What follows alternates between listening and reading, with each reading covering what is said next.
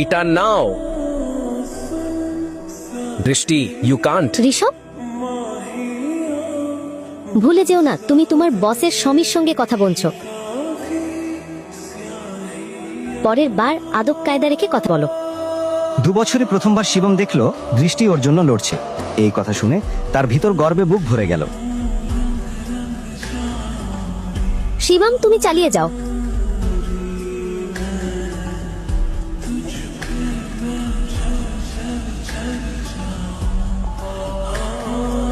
Balance শিটে কিছু লেনদেন নিয়ে আমার সন্দেহ হচ্ছে।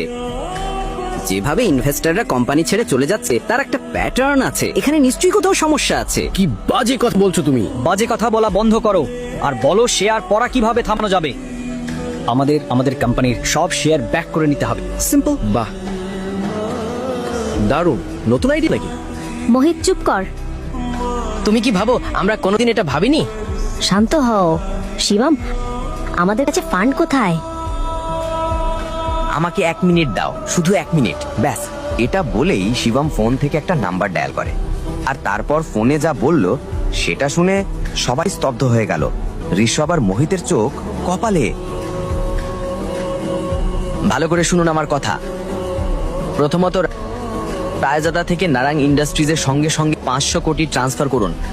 দ্বিতীয়ত, রায়জাদা গ্রুপ আর নারাং ইন্ডাস্ট্রিজের মধ্যে মার্জারের ঘোষণা দিন।